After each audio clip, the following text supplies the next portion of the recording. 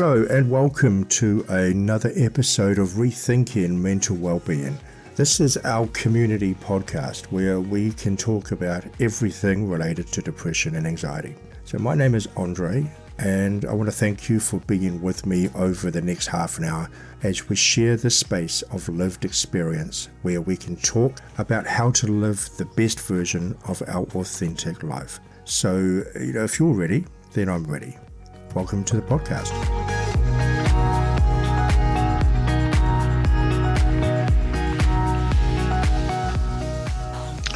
I'm on this interesting buzz at the moment where I'm the universe, my psyche, my authentic self, whatever you want to call it, is really focused at the moment on kindness. How cool, yeah. And I don't know, it seems to be I'm watching a lot of YouTube videos on kindness and, it gets really emotional, like I'm really tearing up behind the compassion behind it and the reactions that I'm seeing. And I'm like, oh, this is interesting. I wonder what's going on. I wonder what's happening in me that's making me gravitate towards that and react like that. That'll be a cool conversation to have, I think. Yeah, well, we could talk about it if you like, because that's essentially tantric. One thing that Tantra would say is that the heart chakra is being activated. So that's the place of compassion and connection. And I think one of the things, Andre, though, that we tend to forget is that the most important person that we need to be kind to is ourselves. So yeah, when we start to do that, it spills out to other people. Naturally we can give our best to the world, because right now we're struggling. There's so much struggling going on. I see it all the time in my practice, and the people that I work with. One of the people that I work with in the USA is an amazing person, and he's going through his own inner transformation, and then he, messages and says, look, sorry, can't make it today because I've been the recipient of road rage, and then shows me a picture of a black eye that he's got. I see it on the roads. I see it in people's faces in the shopping malls and things. There's not a lot of joy going on. There's a lot of stress going on. There's a lot of rushing going on. There's a lot of overstretchedness going on, but I don't see a lot of joy at the moment. No. What do you reckon about the idea of the whole traditional idea of Christmas? The being with family, being around the table with the turkey and the roast and the meaning and the connection and all that really good stuff. Do you think that's kind of moving in a different direction now? I think it's been hijacked by consumerism. Yeah, agreed. I really think it's been hijacked by consumerism. I also think because we're moving in a increasingly secular way, that we're losing the message. Which, have you read the Gospel of Thomas? Have you looked at the more mystical Christian text? No, I've heard of that, but no, I haven't looked into that. Okay, so that basically talks about the evolution of consciousness. How we evolve as a being into consciousness, how Christ is the consciousness, Jesus was the man. So Christ consciousness, enlightened consciousness. I think that is the message of Christmas, but we miss it now. We're too busy at IKEA or at the warehouse or Briscoe's fighting to find a park, or Woolworths being called a motherfucker because you're not getting out of your parking spot fast enough. But I don't think culturally that is just our culture, because also when I was living in India, you'd see a lot of people doing the rituals, but not with the understanding of what it might mean. So, coming to work with no shoes, walking barefoot because you're honoring the goddess for Navaratri, but then screaming at your co-worker. And I remember that happened, and I was the supervisor, and And I looked at them both and I said, look, you can wear no shoes to honor the goddess all you want, but if you can't see the goddess in each other, what's the point? Oh, I love that. Oh, nicely said. Yeah, and then they were nice to each other for a little while. And anyway, but yeah, that. Oh, I like that. Yeah, that. Exactly that. Yeah, yeah. You've seen each other's consciousness, I guess. Rather than rushing around trying to buy the next new shiny thing. Okay, here's a question for you, mate. Yeah. What's the difference between kindness and niceness? Niceness and kindness. Niceness is presenting yourself as something or someone or some being that other people are going to find agreeable, acceptable, amenable. Niceness can be artificial.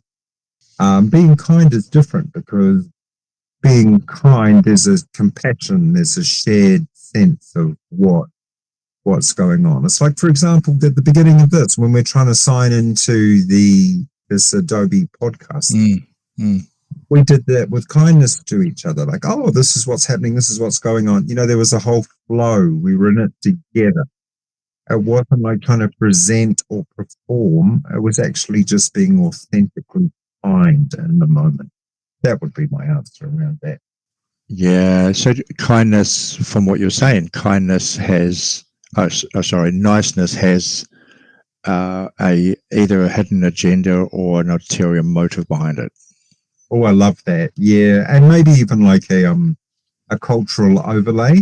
Yeah. What's Right. nice in one culture is not necessarily nice in another. There's a certain performative nature to niceness, Right. whereas kindness is the unmotivated goodness of the heart. So I'm being nice to you because if I do this, then I'm going to get something back that I'm seeking. Yeah. Very transactional. Yeah. Totally hear that. Yeah. Whereas kindness is much more like, well, kindness in a way is about seeing the other person as well.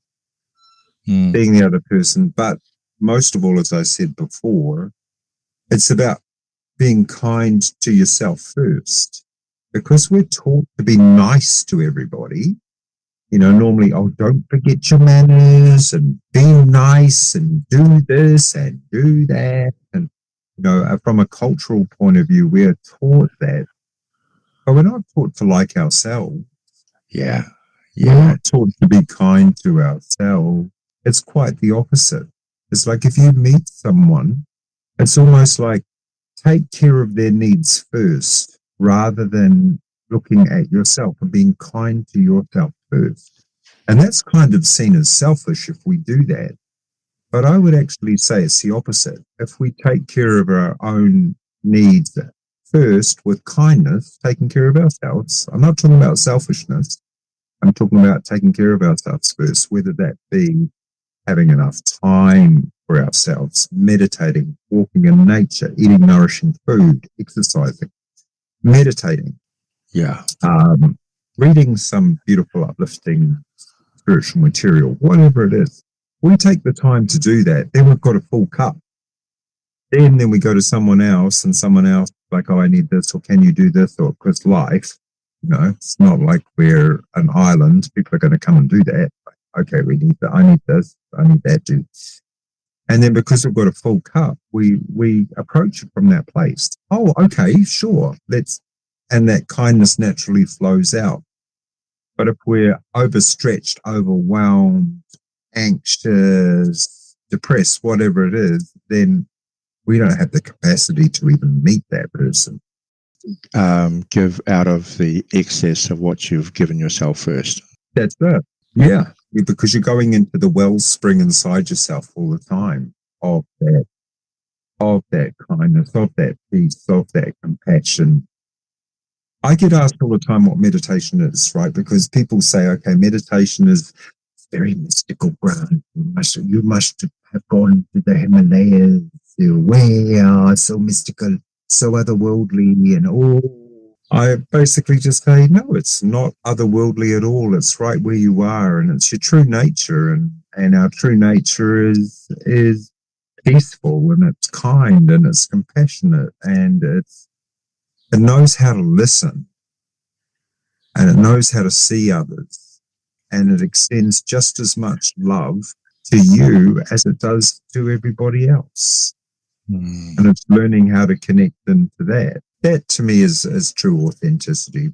And again, just thinking out loud, how we wear personas and masks and these things that overlay our authenticity, and we're used to doing that, right? For a lot of people, they mistake kindness with niceness and politeness, thinking that's the same thing, right? Yeah. And you mentioned politeness before, and I think politeness has a space, but if it's wrapped in kindness, if it's artificial, if it's there to emphasize the persona or emphasize the mask, then it's obviously not complementing the authentic version of us. Yeah, agreed. Yeah, if we're just moving into that performative space with it. So, and I think that we are encouraged to enter into that performative space. And I remember a while ago, someone said to me, and they misunderstood where I was coming from. There was someone who had said something, and then someone else got triggered. But instead of going to that person directly, they told them to F off on Facebook in a public forum. Then the other person got involved and said it wasn't their fault, they were triggered and this and that. And I think you're using kindness, you're weaponizing kindness to shut down dialogue. And I said, there's such a thing as common decency. You can disagree with anybody if you like. That's not a problem. Everybody has a different way of seeing things. Yeah. So we're all going to disagree, but can we do that with a modicum of kindness to one another rather than swearing and then not taking responsibility for your own reactive behavior and swearing at someone publicly in a public forum? Why did you need to do that? Couldn't you just have said, hey, I disagree with you and these are the reasons why? Why did you have to go into that sort of aggression? Which demonstrated what was going on inside that person, right? Because, as you know, yeah, totally, Andre. Yeah, everything we say, everything we do demonstrates what's going on in us. Sure, yeah, absolutely agree. Yeah. Except for me, Andre. No, except for me, because I'm so perfect, wonderful. That's why I love talking to you, mate. You're like the persona of perfection. It's Oh yes. So everybody else is responsible for their stuff, but I don't have to worry about any of mine. exactly.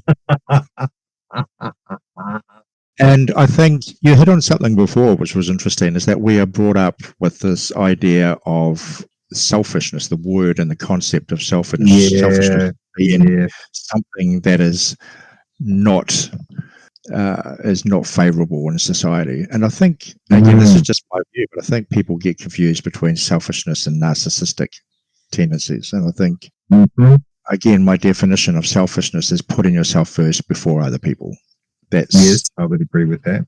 Yeah, so that's the way it should be. But what narcissistic people's interpretation of that is putting yourself first despite other people. Yeah, that for me becomes the unhealthy version. So I think selfishness means that we have to be first so we can then give our best to other people. That's the better way. Yeah, I love that.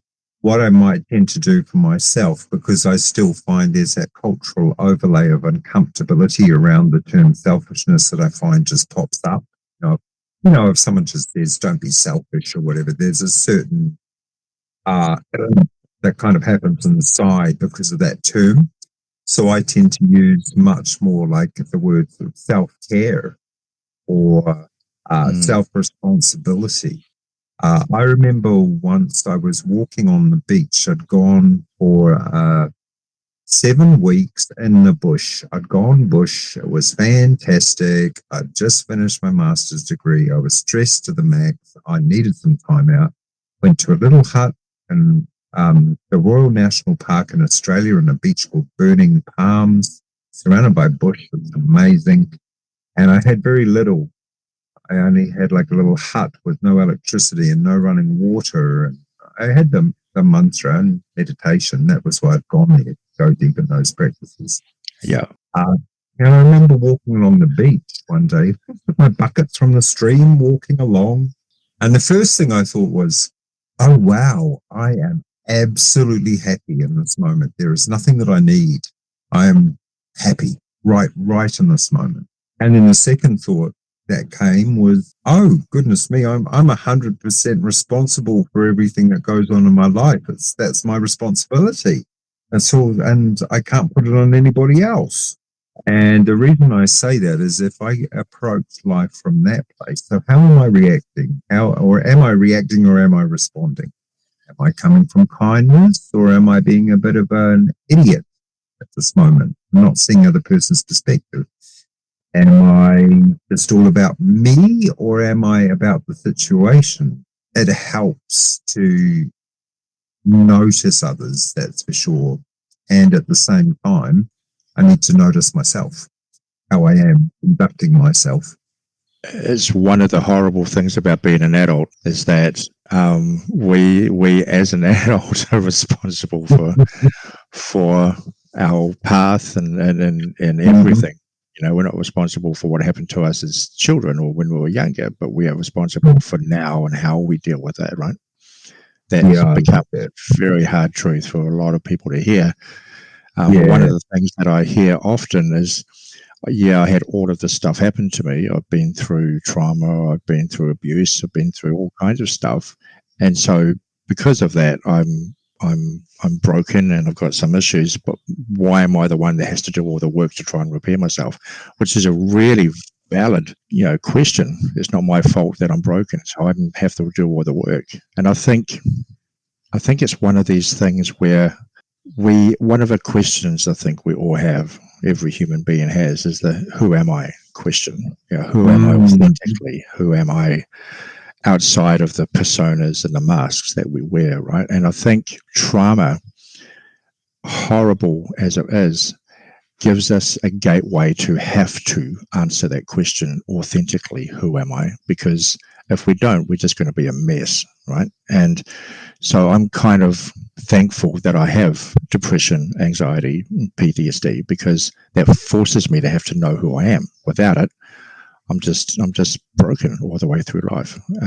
So that's my gratitude around my own mental well-being. Yeah, thank you for sharing. That's very powerful that you are authentically owning that. Yeah. And, that what you said, who am I? That's written in the Indian scriptures. In fact, that's in a lot of the scriptures. Who am I? Why am I here? What am I doing? What's the purpose of this? What's the meaning of life? But one of the core questions, and a very celebrated Indian saint, Ramana Maharshi, who is an incredible man, his ashram is still in Arunachala in India, the sacred mountain there. And that was one of the questions that he would give people to work with. Who am I? Who am I? Who am I? And you just constantly say it to yourself. But I'm paraphrasing what he said, but basically he was saying, this question doesn't have an answer necessarily. Right. Just ask the question. Right. Just ask the question. So I think, Andre, we spend a lot of our time running from that. We try and create who we are so that other people might like us, or we get ahead, or all of that sort of stuff, rather than just stopping and asking that question, who am I? Which then necessarily opens up a whole different spiritual viewpoint of, well, what is all of this really, and who am I, and what does it all mean? Yeah, and we become so fixated on, the masks and the personas that we wear because it involves other people. There was something I said to a group of people the other day, and it was, I'll guarantee you that almost 100, if not 100% of your stresses comes from your view of other people, or it involves other people at some point, whether it's your interpretation of other people, whether you think other people are responsible for your happiness, whether it's other people, the past or the future, and everyone nodded like, actually it is. Stress involves other people, and my statement for that was, the problem with that is that we focus way too much on other people, way too much on external circumstances and environment, that we forget how to live from the inside out rather than living from the outside in, trying to get that source of happiness or peace or stillness from our outside sources, which is what consumerism essentially is, right? If you buy this, if you buy this car, you're going to be happy. If you buy this lettuce potato peeler, you're going to be happy, right? So it's hedonic happiness, as they call it. So I think going back to your statement of the who am I, that has to start inwardly, right? And that's really uncomfortable for a lot of people to have to dive into the place that they've been avoiding for most of their life. Yeah, I so hear that. I loved what you said before about, we go through traumas and we go through, we in a way, we wear our battle scars. We go through life and nobody gets out of it without some sort of trauma, whatever that might be, But coming back to responsibility, it's like I am responsible for my healing. I'm responsible for moving forward from those things.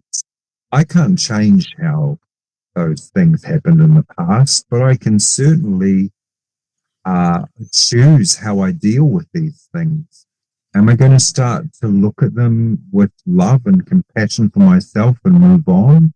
Or am I going to keep stuck? Or am I maybe going to use substances to try and mask what's going on? What am I going to do and how am I going to approach that? Right, absolutely key. And I echo what you're saying. I love what you're saying. Essentially, we spend our life either minimizing or anesthetizing or distracting ourselves from the pain we don't want to feel. So we're running from this pain point, or many pain points, as opposed to and we're saying to ourselves, I just need to run away from this and not feel the feelings. And so we spend our life not feeling the feelings that will bring up those emotional pain points. But ironically, we need to feel those emotions in order to heal from those pain points. We need to be able to sit with those emotions, however fucking uncomfortable they are, in a place that is conducive of healing, to go, I am no longer going to be defined by my wound. I'm going to be defined by what I do with that and the healing that needs to take place. Well, there's that saying, right? Love is not what you say, love is what you do. Yeah. And that doesn't just apply to other people, that applies to us. How am I conducting myself? If I have that substance, whatever it is, then how am I going to be the next few days? The next week? How's that going to affect my mental health? How's that going to affect the people around me? How's that going to? But instead, you could say, okay, if I meditate, what's going to be the difference? How is this going to affect me? How's that going to affect everybody else? How's that going to? So having an intelligent way to start to navigate our trauma, having an intelligent way to, with kindness, authentic kindness, move through whatever it is we need to move through. Yeah. And again, this is a complete 360, right? Back to the whole kindness conversation, right? Because kindness doesn't look nice sometimes. Kindness, particularly to other people, right? Kindness is you going, I can't do that thing you want me to do because I want to put myself, and I need to put myself first because I don't have enough energy, emotional energy, right? And that's kindness. But to the other people, to the other person, that'll come across as, oh, you're not very nice. Someone said that to me a while ago. You're not a very nice person. I'm like, oh, thank God, thank you. I don't want to be nice because I wasn't doing stuff for this person. So their interpretation of nice and kind was interchangeable, which was their first mistake. But they thought, if I want something, I'm going to ask someone and they should be able to do it for me. That's not kind. It's been nice. So wow. Okay. Yeah. So my first response is, oh, thank you. I don't want to be nice. I want to be kind, and I'm being kind. And so, I didn't get into a full-on conversation to defend an ego that was wounded, because there was no ego in it. I'm comfortable with my truth, and I don't have to convince you that my way of thinking is right. I mean, one thing that I would possibly say in that situation, or I do sometimes, if someone comes with their viewpoint, whatever it might be, and shares it, as I'd just say, if someone came to me and said, "Oh, you're not nice," or whatever, I'd say, "Oh, thank you for sharing your perspective." Yeah, that came up in conversation in the support group the other day, and we were talking about different beliefs and different perspectives and different ways of looking at life. And I said to everybody in the group that everyone here sees me in a slightly different way. You don't see me the same as each other, because of your experiences, because of your interpretation of your experiences, because your genetic design, because of your ancestral lineage is all making me look slightly different to each of you. And that goes with beliefs too. I've got beliefs. I'm not telling you to believe in mine at all. And because I believe something different to you doesn't mean that you're wrong. And that there's a huge amount of freedom with that. And a lot of them walked away from that going, "Oh my God, that's so cool. I'm allowed to have my own beliefs and be comfortable with it.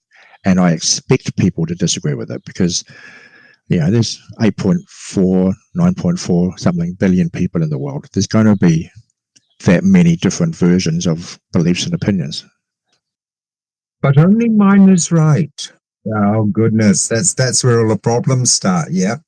We were talking. I was running a group a few months ago, and I was talking about spirituality, and I always make it clear that this is my interpretation. So I'm not saying you need to believe it, but this is my personal belief. And I said, I think we all have a spiritual nature to us, and we need to find our way that honors that in the shape that is going to be helpful for us in our own authentic version.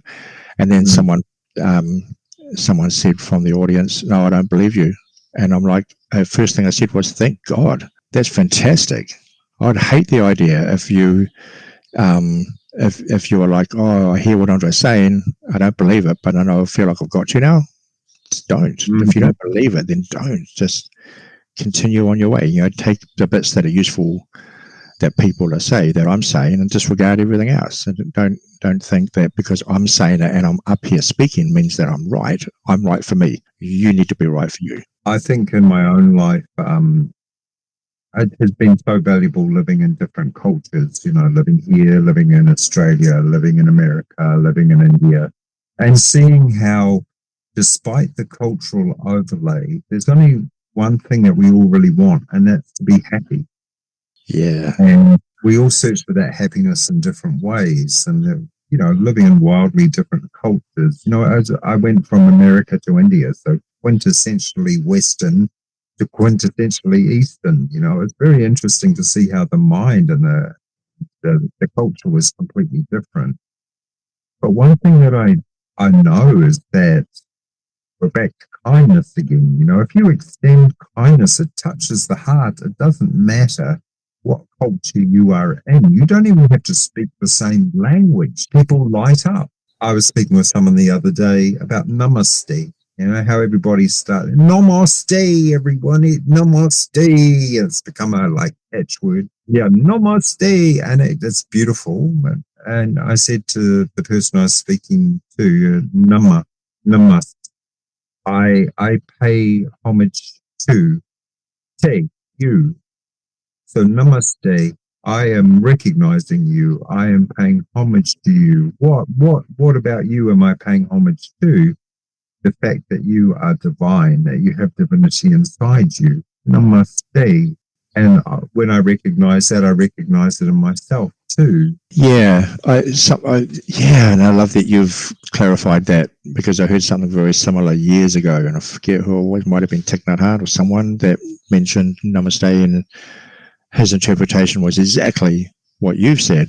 The words he used were, "My soul bows to your soul, my spirit bows to your spirit." And I'm like, oh, beautiful, eh? Yeah. Beautiful that is. Yeah. Now, when we talk about the soul, it all gets a bit fraught because people, in a way, when people come to learn meditation from me, one of the first things they say, "Oh my God, I'm a bit scared. Are you a guru? Are you this? Are you that?" And I say, well, first of all, that guru word is a lovely word and it has beautiful cultural, thousands of years overlay on it. And it also has a huge tradition. It also has been greatly misused. And there's been a lot of problems, as you know, with different people setting themselves up as that word and then abusing that. So I say the word teacher or mentor is much, much more palatable for me because you're not putting all those overlays on someone. You're also not projecting your stuff onto someone else rather than owning it. Yeah. Oh, I'm going to put it on the perfect guru. Andre, one of the best things I learned when I was in India is a guru is above all a human being. An authentic human being, yes. They're really working on themselves, no doubt.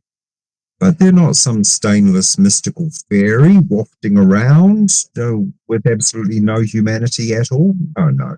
I think that's a construct that has been presented to us as a convenient way to control. Was it you that was talking to me a while ago, or I heard this a while ago? Someone, and I don't know who it was, but some famous person, some person that he may have been even the president or something, but he was very high stature. He had a person going around and whispering in his ear all the time, "You're only human. You are a human being." I think you and I have spoken about that, yeah. Because I have seen people who are put in a position of teaching power, whatever that might be, and they forget that the only reason that they're there is to serve others and to help others and to go, hey, hold on a minute. See that truth that you're looking for outside? Look for it inside yourself. It's in you. There it is. There it is. It's always been there. You just have to recognize it. Do you see it? Can you see it now? Can you see it now? That to me is a mask of authority when someone turns around and they go, just look to me. I've got all the answers. Don't look inside yourself. I know it all. That's when the problems start. And I think that lines up, and I might have said this to you before in a previous podcast, and I forget again who says it. It's not mine, it's someone else. I heard it. There's a quote that goes, follow those who seek the truth, but be wary of those who say they found it. And, again, for the listeners who are listening, look it up. I don't know who said it, but it's really relevant to what you just said. Yeah. Well, I would say in all the true spiritual traditions, the mystical traditions, not the ones that are out there to control, not the ones that are like the rule book, but the mystical traditions all say one thing, really. They say the truth is inside you. Find it, uncover it, learn how. If you can't uncover it by yourself, that's fine. Read some holy scriptures, see if you can do it that way. If not, you may want to find a teacher who can sort of point you in the direction you need to go. But make no mistake, you and that teacher are equal. There's no need to sort of try and put them on a pedestal. There's no need to do that. That's kind of like a human tendency, I guess. Yeah, you're right. We do. We tend to elevate people into a higher status than they need to be. Even sometimes they want to be, But for a lot of people who don't know themselves, they will rely on that. I need you to see me as a higher person because then it makes me feel significant and valued, which is obviously the wrong way around. Yeah. Well, that's very egoic, right? That's very egoic. Yeah. To be in that sort of space of wanting to be the higher one, wanting the recognition, I was speaking to someone who's an amazing teacher the other day, and they're stepping into teaching meditation, and it's naturally happening for them. And they said, I don't know if I want it. I don't know if I want it. It's going to be hard. And I said, that's why you'll be a good teacher. The ones who are always trying to push themselves to the front and look impressive and they're all about themselves. But a good teacher is actually about the people that they're working with, because they're also learning at the same time, right? Yeah, always be the student, eh? In fact, I was around an amazing meditation teacher once. Someone came up and they asked a very complicated question. And then the teacher said, I don't know. And the person looked shocked, like, oh my God, should you know everything? You are the guru. And then the teacher turned around and said, well, if you ever stop learning, you might as well be dead. Yeah. I'm always learning, always growing. There's never a time when we don't learn or grow unless we shut ourselves down from that.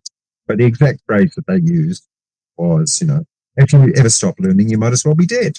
And again, there's another quote I heard. I don't know what this is attributed to, but, as soon as you think you know everything, you know nothing. Oh, yes, I know that one. Yeah.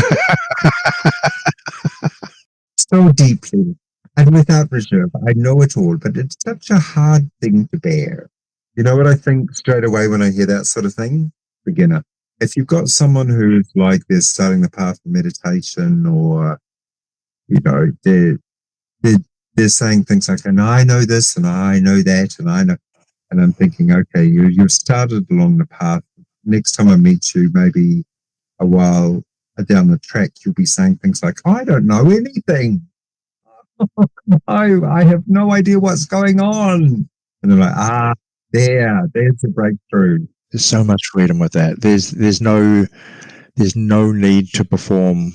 There's no need to have to try and be something as you look through the eyes of your audience and what they will hopefully see. That's such hard work to do that. And I remember learning public speaking, and I went to an organization to learn how to do it. And they taught you some good ideas and some good structures and stuff like that. And I got some useful tips out of it, but it felt like more work, and it felt very, very artificial. So I abandoned that stuff, and now whenever I do public speaking, I am authentically making mistakes, and I embrace those, and I say to people, look, with the presentation that you see in front of you, you will see spelling mistakes and grammar errors because I'm dyslexic. So I'm not going to embrace something that I'm not. If you want a perfect presentation, then by all means, please go somewhere else to get that perfect presentation.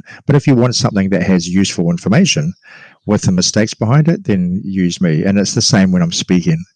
Multiple times, I've got this idea in my head and I'm speaking it out, and then suddenly it'll just disappear, and I'm like, I have no idea what I was saying. And I laugh, and then everyone laughs, and it's like this very authentic thing, and it makes facilitating way easier and way less stressful. Yeah, because you're being real, you're just being you. But it's like, hey, you're here, I'm here. Let's have a conversation. Oh God, I mucked that up. Oh well, okay. What about this, that? There's a certain discovery and there's a certain authenticity in just being you. And just being real. A while ago, this lady said to me, I was teaching a meditation course, a day retreat. And these are lovely because you can step out. It's like, put your phone away and just be just be with yourself.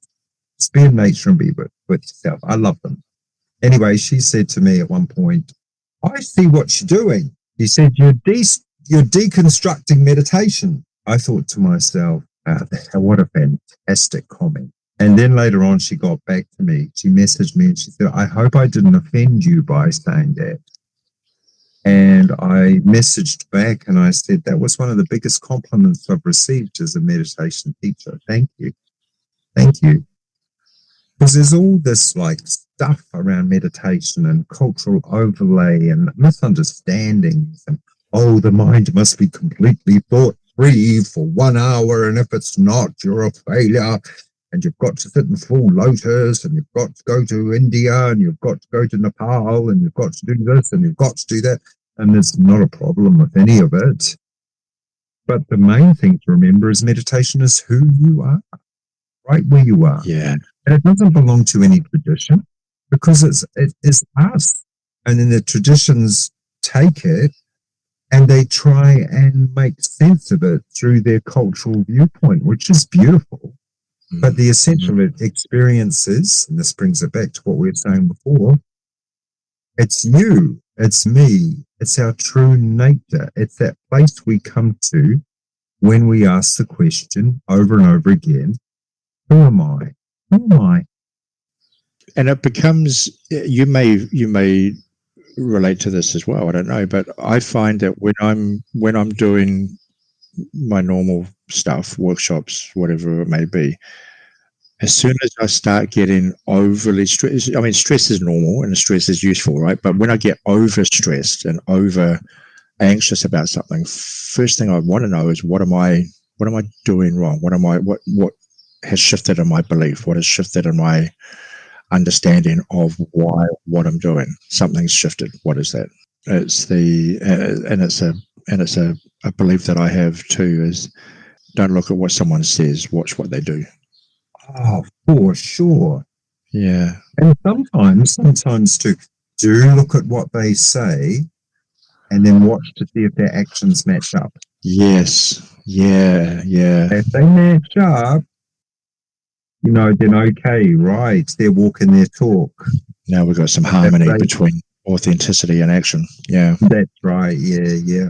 It's totally, because it's very easy to say pretty things, isn't it? Like we could sit here all day and say pretty things, but when the rubber hits the road, are we going to be able to put these wonderful things that we're talking about, are we going to be able to put them into practice? Yeah. I often say to people, don't, I can sit here and I can tell you how much of a kind person I am. I can tell you all the work I've done in mental well-being circles, but all that means, if you're convinced by that, is that I'm a great storyteller. I'm not going to tell you that, but I want you to see it. Go back to my Facebook. My Facebook's very open, and it's all there for years and years and years. You can see the sameness between what I put down and then what I do. Is what you're saying and doing matching? Yeah, but then you're walking your talk. Right? Yeah. Otherwise, it's just empty words. Yeah. And talk can make it sound also very pretty, but unless you're actually doing it. I'll give you an example. When I was in the ashram, there was a particular person who decided that it was their mission to make my life uncomfortable and to call into question what I was doing. I knew what I was doing. I had 3 roles. I was very busy and I was giving myself to them as much as possible. And at the same time, I was also passionately doing my spiritual practice. I was not there to muck around. Right. Every day I was meditating. Every day I was working with the natural breath mantra. Every day I was being present in situations. And when I wasn't, I would do a course correct, because we're always learning, we're always growing. Yeah. Anyway, this particular person went to someone and said, he's very good with words. And that's all they said. But what they were trying to do was just say, he's good at saying things, but not necessarily following through. Right. And so what I did was I examined that within myself and asked, is that the case? And I thought, well, there's always room for improvement. I understand that. But I also know in my heart that I'm giving my best to a very difficult situation right now. I am working hard. There is no doubt in my mind about that. I think that comes back to what we were talking about before, about being kind to ourselves, having the ability to look inside and go, okay, am I doing well? Do I need to course correct? What's going on here? Are my intentions good? Am I being a good person? Am I following through? All those things, Andre. There's a certain kindness in being authentic with oneself. And you know what? This whole, I don't like the word self-improvement, so let's use self-awareness. Yeah. I think the whole self-awareness thing is relatively simple. It's not easy, but it's simple. And I think we overcomplicate things so much with it, right? I love that. Yeah. Sometimes people say to me, when I'm working, teaching meditation, and the true teachings are often incredibly simple. Very simple, Andre. They're not hard, but we have to put them into practice. We have to work with them. We have to engage with them. That's what sadhana means, right? Sadhana is a way to realization. It's like the means, if you like. It's the pathway you tread in order to become more and more aware of who am I. but you have to put the work in. But it's quite simple. But it seems a lot of people want complicated stuff. Oh, okay, Grant, you tell me I have to go to the top of the Himalayas, say this mantra standing on my head 550,000 times. And then I'll look at them and say, well, you could do that if you wanted, but if you don't have time and you've got other things to do, you could maybe turn your awareness to your breath right now. Oh, but that's all too easy. That seems so simple. That seems so easy. Well, that's because it is. Here's the question. How often have you been aware of your breath today? And then the answer I get is, maybe not at all. I said, okay, so there's the work. There's the work. It's simple, it's easy, but you've got to recognize it. You've got to start working with it. Yeah, yeah. And I think we have this weird concept too. Maybe this is I know I've heard this throughout society, and particularly Western society. The longer we've had an issue with something, the longer we've hidden something, the longer we've had to deal with whatever trauma, the longer we have been emotionally or mentally injured, we feel that it has to equal the same length of time to heal. Like, for instance, people have said to me, I've been trying to deal with my depression or anxiety or PTSD for 30 years. And they think that somehow it equates to years and years of finding yourself because they've had it for so long. And this is weird mismatch between the longer you've held something, the longer it takes to heal, which isn't necessarily the case. It's a simple process of basic reappraisal and recalibration, I guess, back to your authentic self.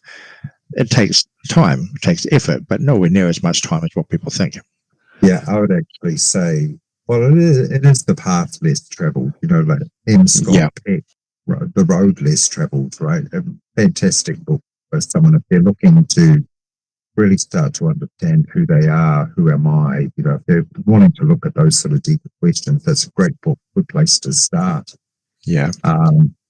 But often what happens is people spend their whole time running away from who they are, right? And trying to numb themselves down with distractions and but he over there said that, and that's triggered me, and rather than doing the work on themselves and looking inside themselves. So often I will say to people, if they're on the healing journey, which in a very real way we all are, especially in this society, which is completely dismissive of our needs, our spiritual needs at the moment. It seems that way to me anyway. A lot of the time I'll just say to people, okay, well, if you're feeling like you're moving through trauma and it's difficult, or, you've got difficult stuff to work with, like yourself more. Yeah. Love yourself more. Extend yourself some more compassion. Understand that you are doing the best you can and go through it and ask yourself maybe the question, how do I approach this with the most love for myself? Yeah. So how am I going to do it? Is what I'm doing right now, is that working for me? Is that kind to myself? Right back to where we started. Is that kind to myself? If not, what could I do differently? Yeah, exactly. And I hear you. One of the greatest lines in any movie, one of them, is with Good Will Hunting. The line, when Robin Williams speaks to him and just says it's not your fault over and over and over. And boy, that's one of the greatest acting scenes in modern movie times. I think it's just beautifully done. And you can see with he moves from it's not your fault when, what's the actor's name? Is it Matt Damon? Matt Damon, yeah, thank you. When Matt Damon goes, I know, and then he keeps repeating it, and you can see he's starting to bring out his authentic wounds. He's starting to bring that out, and then eventually he cries and just releases that out, and that suddenly Robin Williams is speaking to his inner child, which is comforting, so comforting for his inner child to hear that it's not his fault. And I think we could all do with a dose of that. I know when I watched that, I bawled my eyes out for hours, just because my authentic inner child was resonating with that. And I think it's such a beautiful place to be sometimes. Oh, I think all the time, if we can get there, get to that place of innocence, of vulnerability. Because vulnerability is the superpower, right? Yeah. You get to that place and live from that place. In that way, we're living much more authentically than if we're trying to brittly. And there's a certain brittleness to trying to be perfect. When one is authentic, as you were saying before, you're presenting and saying, oh, there might be spelling or grammar mistakes, so I'm dyslexic, but that's how it is. But if you want some useful information, be here. There's so much strength in being authentic in that way. Yeah. And just going, hey, you're here, I'm here. Oh, we're in this together. What's that Japanese art form? I know the one you're talking about. Yeah. The art form where they break a vase, or a vase is broken, and then they repair it with flecks of gold and make a real art form out of it, is celebrating the broken part of us. And when we repair them, we make them into a more expensive item of a vase or whatever it is. So broken vases, their cracks aren't hidden to try and make it perfect like it was before. They celebrate their imperfections by highlighting the cracks with from the repair that they've done. What I would say is, with that, is it's like, one, it's acknowledging the flaw. Yeah. Two, it's going, okay, but we can fix this. And three, it's like, and when I fix it, it's part of me, and there's a beauty to it, because that flaw is actually part of me, and the beauty is that I've worked on it in order to fix it. Right. Grant, you're awesome. I love speaking with you. You're very enlightening, and I've taken away a lot of truths from what you've said, and I'm going to be again examining and incorporating in my world and in my life. So thank you, brother. And I really admire the work you do, supporting people with their mental health. It's so needed. It's so needed nowadays. We need to take care of each other. We have to be kind to each other. But this is a really intense time in human history. What's going on now with the advent of AI, all everything. To turn on the news and look at it. So the work that you're doing, the mahi you're doing to help others to take care of themselves, so that they can also take care of others with love and kindness. That's a wonderful thing, brother. Thank you very much. Oh, you're welcome. Thank you. Thank you for what you do. I mean, you go around teaching meditation. I mean, how cool is that? That's incredible. Thank you. Yeah. It's quite unconventional, brother. People look at me, they say, what do you do? I said, I'm a meditation teacher. They go, really? Do you ever get oh, that's nice. What do you do for your pay job? Yeah, do you ever get that? Exactly. Yeah, exactly. But then I also get questions. Usually people are like, oh, how do you do it then? And what would I need to do? And what are the benefits? And so that's really cool, That's cool. Inquisitive curiosity. Yeah. Well, namaste, brother. Thank you. Namaste to you, brother, as well. That's been a fantastic conversation as always. So that's all I've got for this episode. Thank you for joining me today. And I hope that you've got something useful from this discussion. And if you have any questions you would like us to discuss on future episodes, then please email me at rethinkingmentalwellbeing@gmail.com. I'd love to hear from you. So until then, go well, go in peace, have a great week, and we'll see you next time.